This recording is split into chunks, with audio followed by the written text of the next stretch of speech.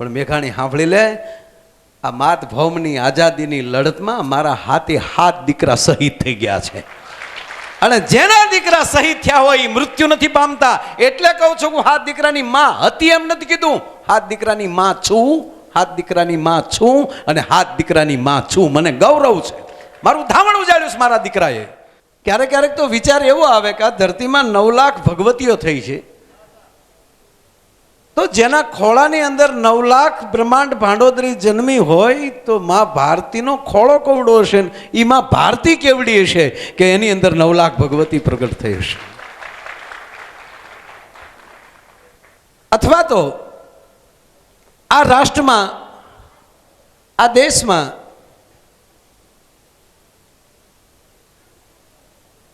સમાજવાદ પૂરો થાય અને સમાનવાદ ક્યારે શરૂ થાય? આપણે બોલી શકીએ સારે જહાં પે અચ્છા હિન્દુસ્તાન હમારા. પ્રદેશમાં પ્રોગ્રામમાં જાય ત્યારે કહીએ છીએ કે અમે ભારતની ગાથા લઈને આવ્યા છે. જે ધરાની પરંપરા, આ તમે સાચી ઠોકીને કહેજો, ભારત વર્ષમાં કોઈ દિવસ જ્ઞાતિવાદનું યુદ્ધ થયું જ નથી. જ્ઞાતિવાદનું યુદ્ધ છે જ નહીં આ દેશમાં.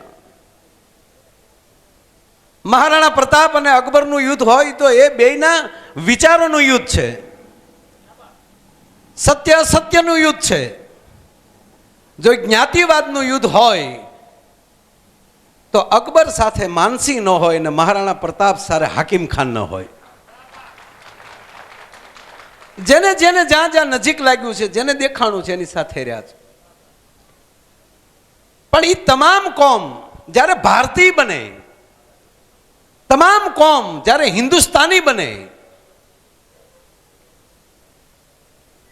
અને જેના બ્લડમાં છે એમાં છે જ. અને આ જે શહીદો થયા એમાં કઈ કઈ જ્ઞાતિના હતા મને કહો ને તમે. અથવા તો હાલમાં જે બોર્ડર ઉપર, મિલિટરી ઉપર અથવા તો પોલીસમાં જે છે એને તમે કઈ જ્ઞાતિના કહી શકો? આર્મીનો યુવાન એમ કહેશે કે મારી નાત ઉપર હુમલો થાય ત્યારે હું હાથમાં હથિયાર લઈ, એવું કહેશે? રાહ જોશે એવું લાગે છે તમને? અને જેણે માં ભારતીની આઝાદી માટે પોતાના લોહી વેઈ નાખ્યા. હમણાં જ મધુભાઈ સાહેબે જે યાદ કર્યું, મેઘાણીને યાદ કર્યા, રક્ત ટપકતી 100 જોડી સમરાગણથી આવે. એક 80 વર્ષની ડોહીમાં એક પ્લેટફોર્મ ઉપર ભીખ માગતી હોય ને એ ન્યાલી ટ્રેન પસાર થાય અને રાષ્ટ્રીય શાયર મેઘાણી ટ્રેનમાં બેઠા હોય અને એ ટ્રેન એમ કહેવાય પ્લેટફોર્મ ઉપર નીચે આવે અને 80 વર્ષની ડોહીમાં ને આ દેશનો રાષ્ટ્રીય શાયર, જેનું હૃદય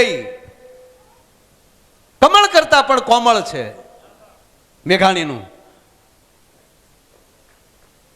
અને સાહેબ કલમ એની તલવારની ધાર કરતા પણ કડક છે. એને કાંઈ પરવા કર્યા વગર એટલું જ પૂછ્યું કે માં આ 80 વર્ષની ઉંમરે તારે ભીખ માગવી પડે, કેમ દીકરા નથી તારે? અને તેથી ડોસી એક હાથમાં લાકડીનો ટેકો હતો ને એક હાથમાં ભીખ માગવાની જોડી હતી. જોડી આમ આમ કરતી હતી. અને ત્યારે પહેલી વાર એ ડોસીને કોઈ પૂછે છે કે તારે દીકરા નથી એમ.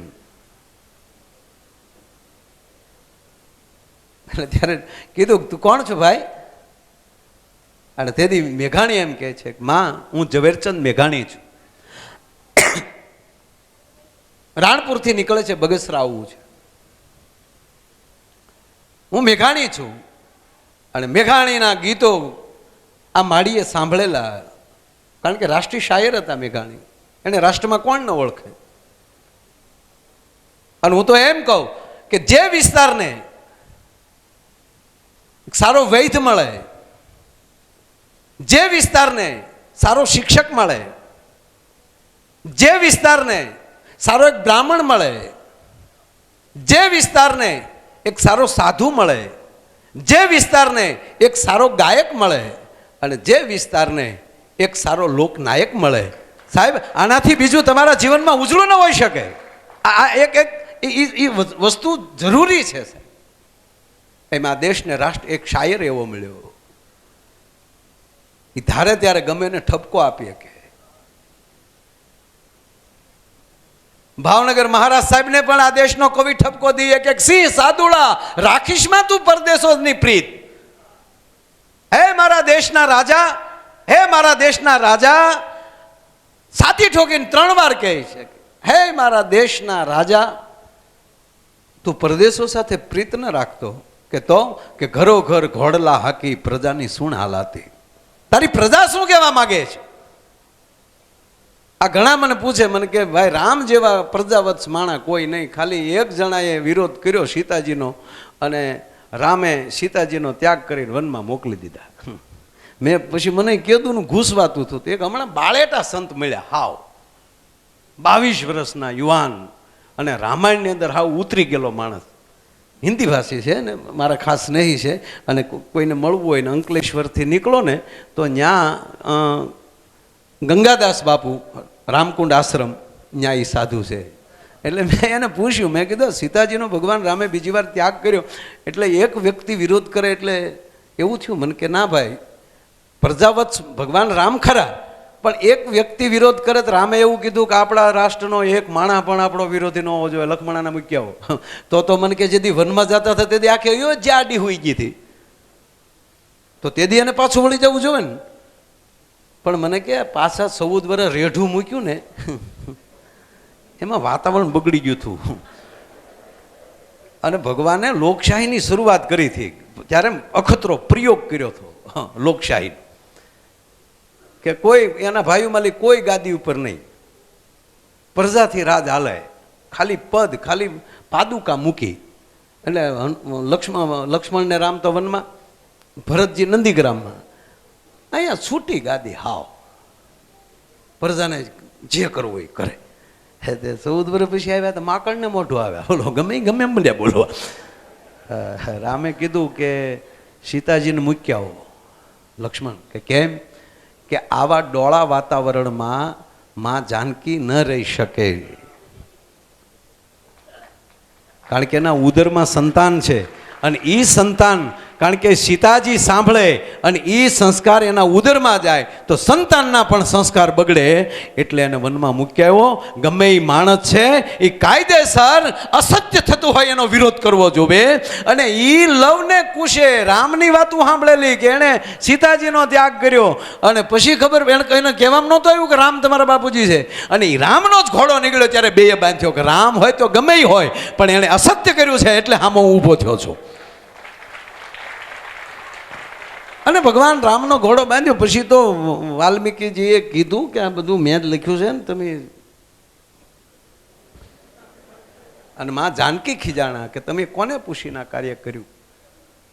વાત એટલી છે કે એ આ આઝાદી છે, માણસ આઝાદ બને,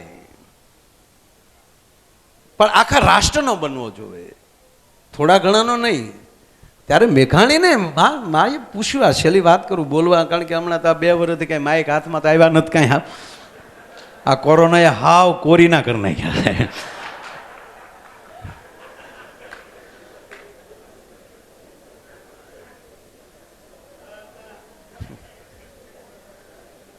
ઓહો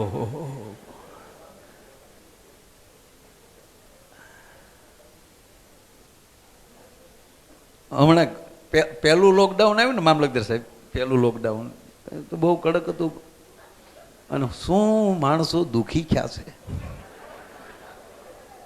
ઘરે રહી તો પોતા મારવાના, બહાર રહી તો પોતાને માર ખાવાના, પોતા ઉપર આવી ગયો, હાવ બધું પોતા ઉપર, પોતા એ જ કરવાનું. પોતા મારો, પોતે શાક સુધારો. તો પહેલું લોકડાઉન પૂરું થયું ને પછી એક ભાઈ મને મળ્યા, મેં કીધું ક્યાંક શીખજો, લોકડાઉનમાં ઘેરે રહ્યા છો તો. મને કે માયાભાઈ ઘણું જાણવા મળ્યું. મેં કીધું તમે શું જાણ્યું? મને કે લોકડાઉનમાં ખબર પડી કે ઝાડુ કાઢતા કાઢતા આગળ ચલાય, પોતું મારતા મારતા પાછું હલાય. આવું તો શીખ્યા બધા.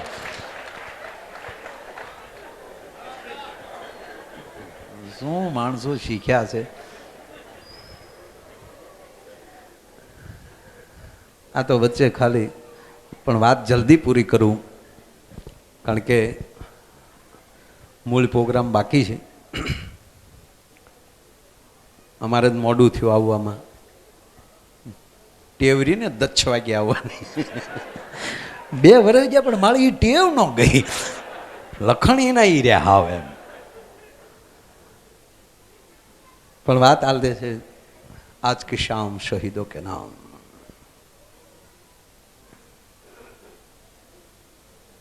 જ્યાં સુધી આ દેશ આઝાદ ન થયો, પીડામાં આખું રાષ્ટ્ર એક હતું. જ્યારે પીડા હતી ત્યારે જીણાન ગાંધી એક હતા. જ્યારે પીડા હતી ત્યારે અખંડ ભારત એક હતું.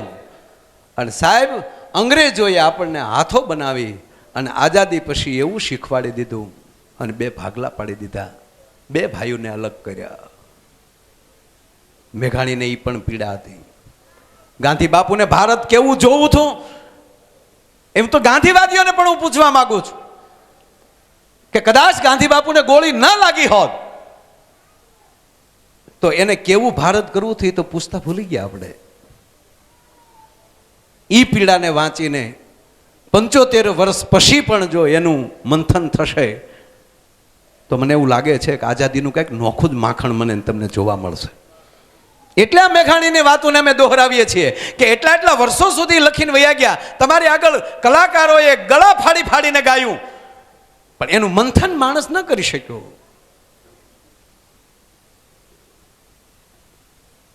સાહેબ, માણસમાં તો જ્ઞાતિવાદ થઈ ગયો, કલરમાં જ્ઞાતિવાદ થયો. લીલો કલર તા કે મુસલમાનનો, કેસરો તા કે હિન્દુનો, ગાય તા કે હિન્દુની, બકરી તા કે મુસલમાનની.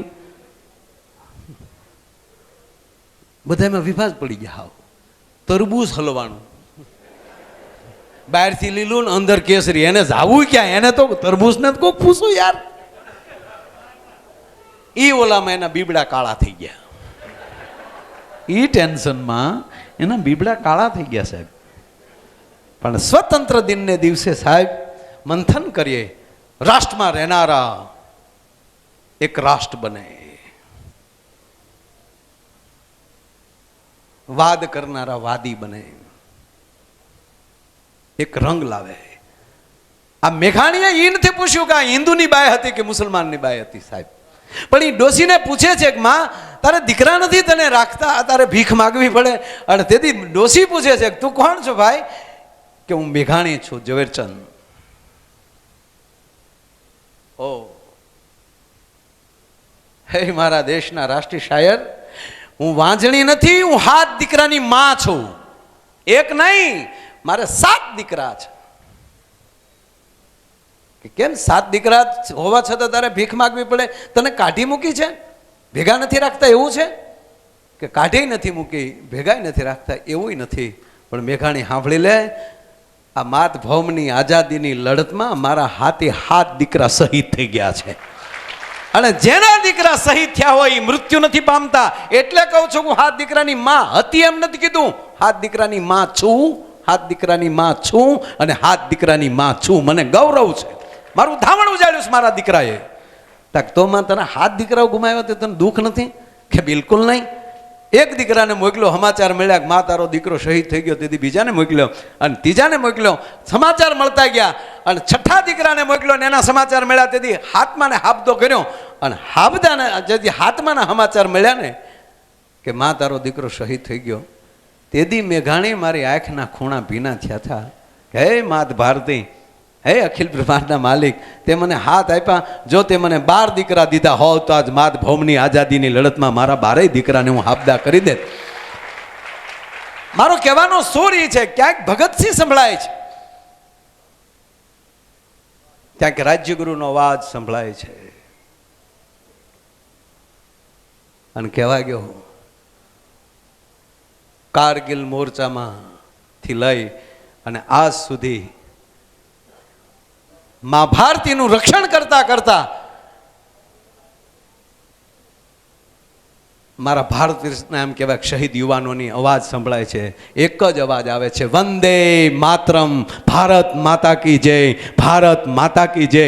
અને સાહેબ, જ્યારે કારગિલમાં જે એક મહાન યોદ્ધો જેને પરમવીર ચક્ર એવોર્ડ મળ્યો છે, યોગેન્દ્રસિંહજી યાદવ. પરમવીર 57 જણાને મળ્યા છે, એમાં જીવિત કોઈ હોય તો આ એક વ્યક્તિ છે, બાકીના બધાને મરણોત્તર એવોર્ડ આપ્યા છે. પણ એને હું મારે જ્યારે મળવાનું થયું અને એની સાથે જ્યારે વાત કરી તો કહેવા ગયો, સાહેબ આ દેશમાં જેટલી કોમના માણસો રહે છે ને એ તમામ કોમના દીકરાઓ મિલિટરીમાં છે, ત્યારે તમે કહી ન શકો, જ્ઞાતિવાદ ન કરી શકો. એમ સ્વતંત્ર દિનના દિવસે 15મી ઓગસ્ટના દિવસે, ઓગસ્ટ છે ને, ગાંધી અગસ્ત સારે સાગર કો પી ગયો. હે મહાત્મા ગાંધી આ ભારત વર્ષના એક ઋષિ થયા છે, અગસ્ત ઋષિ, એ પણ એક અંજળીમાં સાગર પી ગયા હતા. અને કાગ બાપુએ બીજા કીધા ગાંધી બાપુને, આ કાગ બાપુનું વાક્ય છે, ગાંધી અગસ્ત સારે સાગર કો પી ગયો. હે મહાત્મા ગાંધી અગસ્ત ઋષિ જેમ અંજળીમાં સાગર પી ગયા હતા એમ સાગર પીધા જેવું કામ આ દેશના મહાત્મા ગાંધી તમે કર્યું છે. અને તમે અંગ્રેજોને ભગાડ્યાના રાષ્ટ્રને એમ કહેવાય આઝાદ કરાવ્યો છે. એ 15મી ઓગસ્ટને દિવસે અગસ્ત અને ગાંધી બે યાદ આવતા હોય છે. બસ આ દિવસે આપણે પણ લઈએ, અમે રાષ્ટ્રની એકતા વધારશું, અમે ભારતીના સ્વરૂપ બનશું, 18 વર્ણ એક બનીને અમારા જે વીર પુરુષો શહીદ પામ્યા છે, એમાં હિન્દુ છે, મુસ્લિમ છે, શીખ છે, ઈસાઈ છે, 18 વર્ણ છે. એ 18 વર્ણને જ્યારે એક થશો ને ત્યારે એના આત્માને શાંતિ થશે. નહીતર એને એમ થશે કે અમે જે રાષ્ટ્ર માટે જે બલિદાન દીધા એ મારા અંદરો અંદર લોહી આવે છે. એને સાચી શ્રદ્ધાંજલિ દેવી હોય તો રાષ્ટ્રની એકતા. હા, પક્ષ પાર્ટી આવ્યા કરે, એક પક્ષ ક્યાંય નથી હાલવાનો, વિરોધ પક્ષ મજબૂત હોવો જોવે. કોઈ પણ એ બે પક્ષમાંથી આમાં પણ ચૂંટણી ગયા પછી પક્ષપાત એક કોઈ મૂકીને રાષ્ટ્રવાદ પેદા થવો જોવે, બધાનો કલ્યાણવાદ પેદા થવો જોવે. સાલો સાથે મળીને આપણે રાષ્ટ્રને અખંડ કરીએ, છે જ એમાં વધારો કરીએ, પવિત્રતાથી માત ભારતીને વંદન કરીએ. ફરી વાર મારા તમામ શહીદોને મારી લાખ લાખ સલામ અને મારા ભારતીયોને મારા કોટી કોટી પ્રણામ. અસ્તુ. જય શ્રી રામ. એકવાર જોરથી નારો ભારત માતા કી, ભારત માતા કી, વંદે વંદે. અસ્તુ. આભાર. જય શ્રી રામ.